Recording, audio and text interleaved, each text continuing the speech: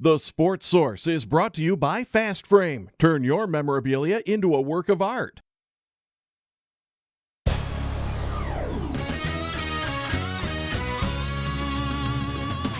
are watching East Tennessee's first and only year-round sports talk show on television.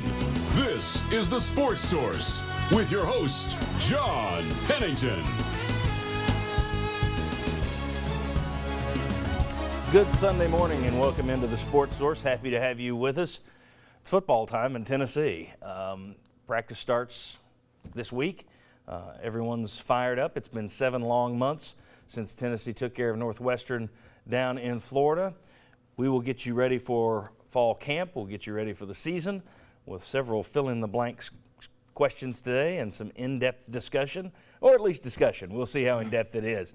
Let's get started. First segment of our show brought to you by Tennova Healthcare. And gentlemen, many of you out there, if you're like me, if you're like my father, you will have to battle prostate cancer at some point in your life. Do what we did. Turn to Tennova. Their Men's Health Center of Excellence is excellent. They do a fantastic job, world-class treatment, and first-class care. And boy, that makes a lot of difference. Trust me, check them out before you talk to anybody else. Tennova Healthcare, Tennova.com, their Men's Health Center of Excellence. All right, want to welcome in the rest of the panel today. We have right here Bob Hodge, Mike Strange, Jimmy Hyams, Chuck Cavaleris. Gentlemen, thanks all of you for being here.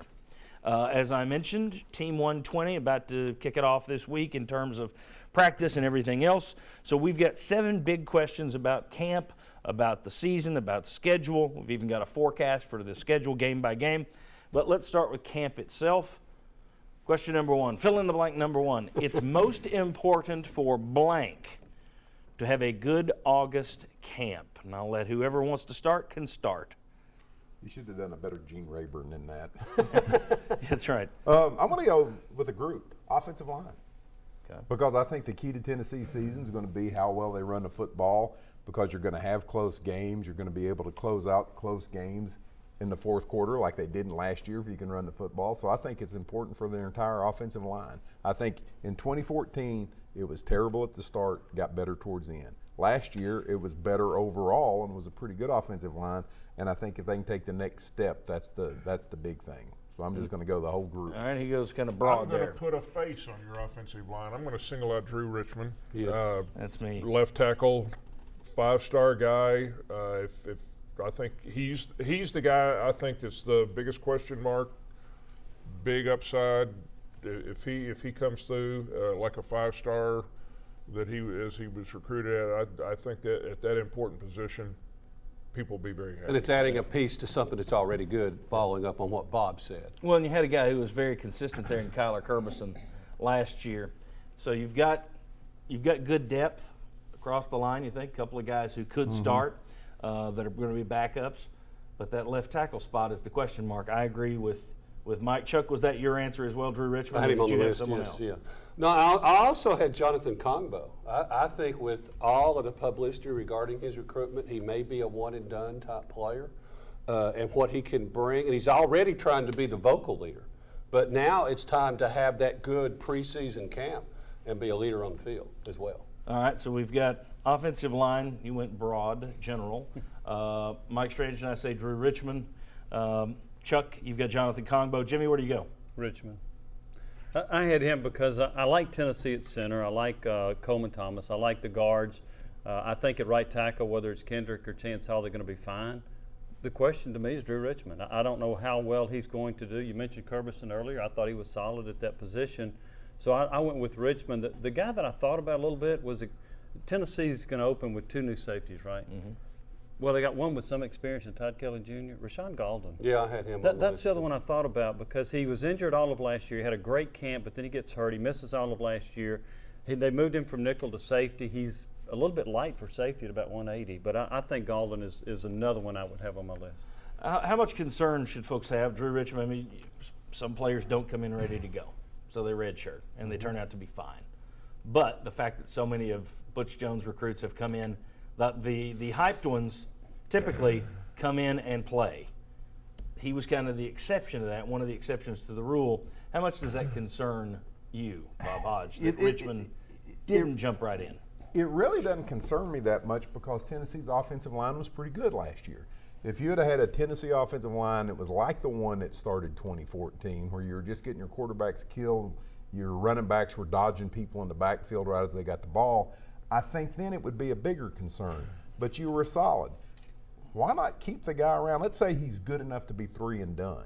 Okay, you've got those 3 coming instead of, okay, he played a little bit and now he's burned a year. So to me, it's not that big of a concern because you were a pretty good football team. No, I'm getting what I meant was more of how much of a concern is it that he wasn't ready to go and step right in. More of an individual concern. Yes, an individual issue. Does that worry you? I think for me, that's a concern that going into year 2, I have to grade it through the fact that he wasn't ready in year 1. So is he ready to step forward this year? To me, it's a little bit of a concern because there were 2 other true freshmen ahead of him. Yeah, they got on the field and played. Right. So if they got on the field and played, what kept him from playing? And another. And maybe it's just physical development. I don't know. I wouldn't cast him aside and say, no, he won't be able to get it done. If it had been. But the fact 2 true freshmen were ahead of him. And if it had been somebody that had all this highlight tape against just totally inferior competition, I would say, well, maybe there is a learning curve there. But you had some great film of him even in these all-star games. Remember the Alabama recruit where he just, dominated him? So I think there is a little bit of a concern, just as an individual, not the position. I think until you see him play, there's always going to be a concern. But I just, if you look at the good teams, and Alabama is obviously at the top of the mountain as far as the good teams, they redshirt guys. And they didn't redshirt Cam Robinson. Well, I mean, okay, but have they redshirted any really highly rated offensive linemen? Probably. I don't know. They usually play a lot of them, though. I just don't think it's that big of a deal until we see the kid play. And then I can sit here and if he's terrible, go, oh, I was wrong. Yeah, and I'm not saying he's bad or anything else. I'm just saying going into it, for those that are out there saying, he'll be fine. Okay, you have to at least dial that back to 9, from 10 to 9. So, well, he didn't get on the field last year. He may have spent that might have motivated the heck out of him. We don't know. He might have been working like heck all off season. But it may be one of those things where he's ready to take that leap forward. Well, I think they think he is because they stuck him out there in spring practice at left tackle first team. So to me, that tells me that they saw something that said we're going to get this guy ready. But how much of that was by default? Right. How much of that is what they want to work Blair? out? Oh, wait a minute. 33%. So Exactly. He was ahead of Dontavius Blair. All right, so we had, in terms of other guys mentioned, we just had one, Jonathan Kongbo. Who would have been number 2 on this list? I heard of Golden, heard Kongbo. Kongbo's good. I'm thinking of a wide receiver that needs to have I'd say a Preston Williams, maybe a That's Jeff where I was George. going to go to. Somebody in that group I think really, Williams is your most likely guy. right, So, yeah. really needs to emerge and have that. So, I mean, how long has it been since Tennessee had that go-to guy? And if Juwan Jennings wasn't hurt, I would have thrown him in there on that list. And boy, it would be really good to see what he can do. Josh Smith in his slot role. See, if I'd gone group like Bob did earlier, I would have put wide receivers as a group as the one that would be the most important to have a good August. But then you would have Cavaliers the question. That's right, we can't do that. All right. Bob, you Cavaliers the question. Actually, I didn't explain, so. That blank is is a a blank. monumental insult. All right. When we come back, what's the most important duo for Tennessee this year? You immediately thought of the duo that most people think of. We'll see if anybody has something different. I do. Come on back.